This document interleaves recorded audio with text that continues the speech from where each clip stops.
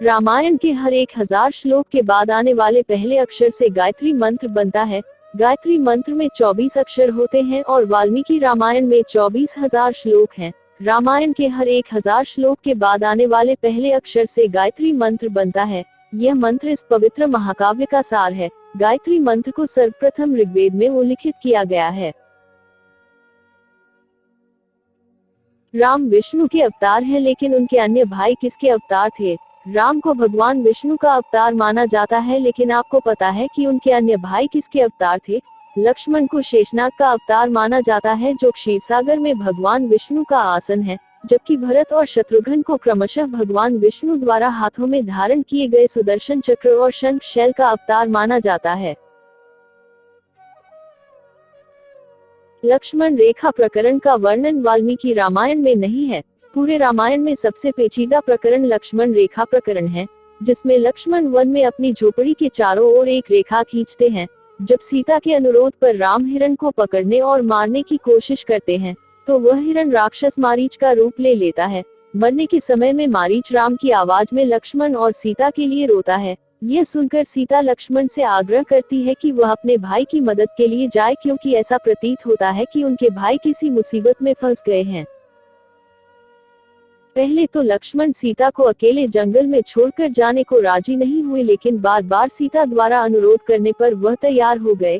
इसके बाद लक्ष्मण ने झोपड़ी के चारों ओर एक रेखा खींची और सीता से अनुरोध किया कि वह रेखा के अंदर ही रहे, और यदि कोई बाहरी व्यक्ति इस रेखा को पार करने की कोशिश करेगा तो वह जलकर भस्म हो जाएगा। इस प्रकरण के संबंध में अज्ञात तथ्य यह है कि इस कहानी का वर्णन ना तो वाल्मीकि रामायण में है और ना ही रामचरितमानस में है, लेकिन रामचरितमानस के लंका कांड में इस बात का उल्लेख रावण की पत्नी मंदोदरी द्वारा किया गया है। रावण एक उत्कृष्ट वीणा वादक था। रावण सभी राक्षसों का राजा था। बचपन में वह सभी लोगों से डरता था, क्योंकि उसके 10 सिर थे। भगवान शिव के प्रति उसकी दृढ़ आस्था थी। इस बात की पुख्ता जानकारी है कि रावण एक बहुत बड़ा विद्वान था और उसने वेदों का अध्ययन किया था।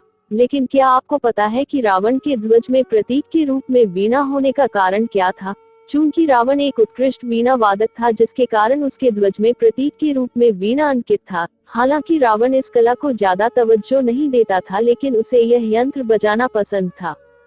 तुलसीदास द्वारा श्री रामचरितमानस में वर्णन है कि भगवान श्री राम ने सीता स्वयंवर में शिव धनुष को उठाया और प्रत्यंचा चढ़ाते समय वह टूट गया, जबकि वाल्मीकि द्वारा रचित रामायण में सीता स्वयंवर का वर्णन नहीं है। रामायण के अनुसार भगवान राम व लक्ष्मण ऋषि विश्वामित्र के साथ मिथिला पहुँचे थे। विश्वामित्र ने ही राजा जनक से श्री राम को वह शिव धनुष दिखाने के लिए कहा। तब भगवान श्री राम ने खेल ही खेल में उस धनुष को उठा लिया और प्रत्यंचा चढ़ाते समय वह टूट गया। राजा जनक ने यह प्रण किया था कि जो भी इस शिव धनुष को उठा लेगा, उसी से वे अपनी पुत्री सीता का विवाह कर देंगे।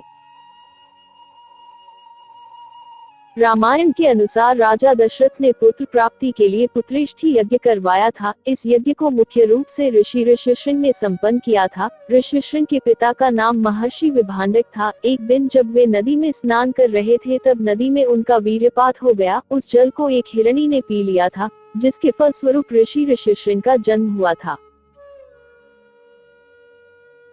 विश्व विजय करने के लिए जब रावण स्वर्ग लोक पहुंचा, तो उसे वहां रंभा नाम की अप्सरा दिखाई दी। अपनी वासना पूरी करने के लिए रावण ने उसे पकड़ लिया। तब उस अप्सरा ने कहा कि आप मुझे इस तरह से स्पर्श न करें, मैं आपके बड़े भाई कुबेर के बेटे नलकुबेर के लिए आरक्षित हूँ, इसलिए मैं आपकी पुत्रवधू के समान हूँ। लेकिन रावण नहीं माना और उसने रंभा से दुराचार किया। यह बात जब नलकुबेर को पता चली, तो उसने रावण को श्राप दिया कि आज के बाद रावण बिना किसी स्त्री की इच्छा के उसे स्पर्श करेगा तो उसका मस्तक 100 टुकड़ों में बंट जाएगा। श्री रामचरितमानस के अनुसार सीता स्वयंवर के समय भगवान परशुराम वहां आए थे, जबकि रामायण के अनुसार सीता से विवाह के बाद जब श्री राम पुनः अयोध्या लौट रहे थे, तब परशुराम वहां आए और उन्होंने श्री राम से अपने धनुष पर बाण चढ़ाने के लिए कहा। श्री राम के द्वारा बाण चढ़ा देने पर परशुराम वहां से चले गए थे। रघुवंश में एक परम प्रतापी राजा हुए थे, जिनका नाम अनरण्य था। जब रावण विश्व विजय करने निकला, तो राजा अनरण्य से उसका भयंकर युद्ध हुआ। उस युद्ध में राजा अनरण्य की मृत्यु हो गई, लेकिन मरने से पहले उन्होंने रावण को श्राप दिया कि मेरे ही वंश में उत्पन्न एक युवक तेरी मृत्यु का कारण बनेगा। रावण जब विश्व विजय पर निकला तो वह यमलोक भी जा पहुंचा। वहां यमराज और रावण के बीच भयंकर युद्ध हुआ। जब यमराज ने रावण के प्राण लेने के लिए कालदंड का प्रयोग करना चाहा तो ब्रह्मा ने उन्हें ऐसा करने से रोक दिया, क्योंकि किसी देवता द्वारा रावण का वध संभव नहीं था। सीताहरण करते समय जटायु नामक गिद्ध ने रावण को रोकने का प्रयास किया था। रामायण के अनुसार जटायु के पिता अरुण बताए गए हैं। ये अरुण ही भगवान सूर्यदेव के रथ के सारथी हैं।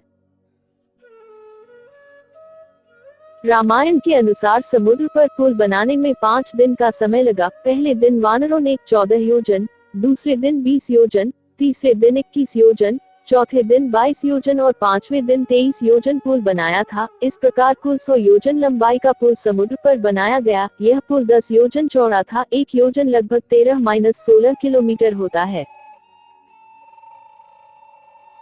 जिस समय राम रावण का अंतिम युद्ध चल रहा था, उस समय देवराज इंद्र ने अपना दिव्य रथ श्री राम के लिए भेजा था। उस रथ में बैठकर ही भगवान श्री राम ने रावण का वध किया था।